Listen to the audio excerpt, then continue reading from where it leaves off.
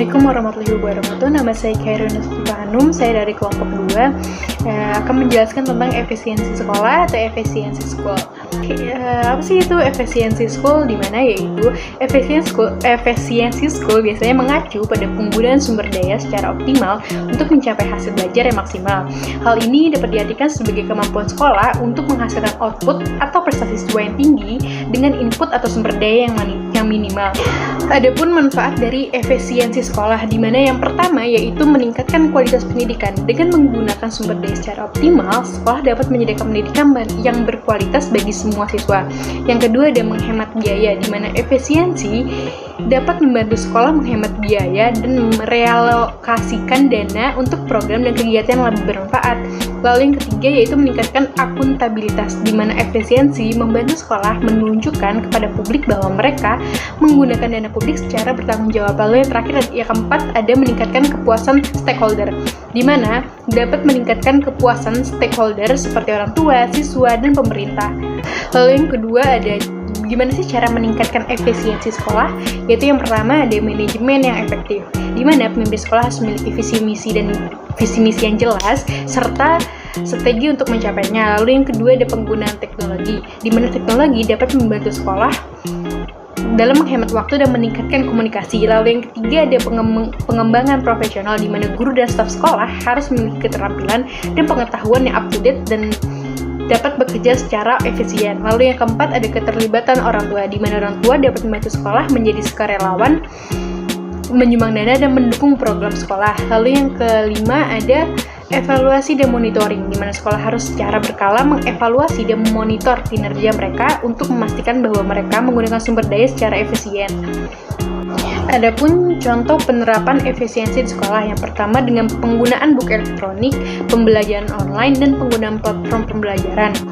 Lalu yang ketiga ada konsep efisiensi sekolah, di mana efisiensi sekolah mengacu pada optimalisasi penggunaan sumber daya yang tersedia dalam pendidikan untuk mencapai tujuan pendidikan dengan cara efektif dan efisien. Dalam konteks ini ada perbedaan antara 3 konsep utama, yaitu kualitas sekolah, efektivitas sekolah, dan efisiensi sekolah. Di mana efisiensi sekolah itu berfokus pada penggunaan sumber daya yang tersedia untuk mencapai tujuan pendidikan dengan cara yang paling efisien. Di mana efisiensi sekolah juga berkaitan dengan konsep ekuitas dan akses pendidikan serta dengan optimasi ekonomi. Pendekatan efisiensi sekolah juga berkaitan dengan konsep ekuitas dan akses pendidikan, serta dengan optimasi ekonomi. Pendidikan efisiensi ekonomi meliputi analisis biaya, keuntungan, keefektivitasan biaya, utilitas biaya, dan analisis Leskon. Pendekatan efisiensi ekonomi ini dapat diterapkan baik dalam efisiensi internal sekolah atau bagaimana sekolah mencapai tujuan untuk yang dinyatakan, maupun efisiensi eksternal atau bagaimana output pendidikan sesuai dengan kebutuhan sosial, dengan fokus kajian yang lebih besar pada efisiensi internal sekolah.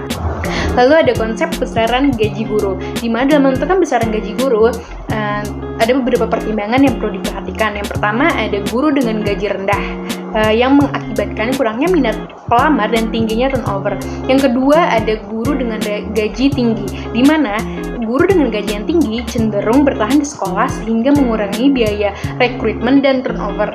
Selanjutnya ada konsep sistem penggajian, di mana terdapat 2 konsep utama, yaitu struktur gaji dan basis gaji. Sistem ini terkait dengan jam kerja guru dan menimbulkan pertentangan antara sikap subjektif seorang guru terhadap jam kerja. Ada 3 sistem pengajian yang dapat diterapkan di sekolah. Yang pertama ada pembayaran berbasis jam kerja, di mana gaji guru tergantung pada jumlah jam kerja yang dilakukan. Yang kedua ada pembayaran berbasis standar individual, di mana gaji tetap tidak peduli dengan jumlah jam kerja atau kinerja guru. Lalu yang terakhir, yang ketiga ada gaji berbasis prestasi kerja, di mana guru dibayar setelah menyelesaikan pekerjaan tertentu. Hai teman semua, perkenalkan nama saya Nana. Baiklah, di sini saya akan melanjutkan presentasi mengenai tema kami tentang efisiensi sekolah. Baiklah, di sini kita akan membahas tentang konsep human capital. Human capital atau modal manusia dapat diartikan sebagai sekumpulan aspek pengetahuan, keahlian, kemampuan, serta keterampilan yang akan menjadikan seseorang manusia sebagai aset di dalam perusahaan. manusia tersebut akan menjadi nilai tambah bagi perusahaan dalam menjalankan bisnis. Ada beberapa metode pengembangan human capital. Yang pertama, internalisasi budaya perusahaan, mengintegrasikan nilai-nilai norma dan budaya perusahaan ke dalam tindakan sehari-hari dan perilaku karyawan sehingga terciptanya keselarasan dan identitas yang kuat di antara anggota organisasi.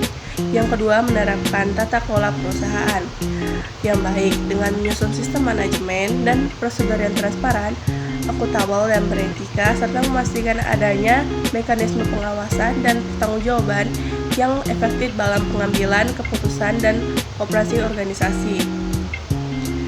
Yang ketiga, ada mengembangkan profesionalisme SDM dengan memberikan pelatihan, pendidikan dan pengembangan karakter kepada karyawan untuk meningkatkan keterampilan, pengetahuan, dan kompetensi mereka dalam menjalankan tugas tanggung jawabnya.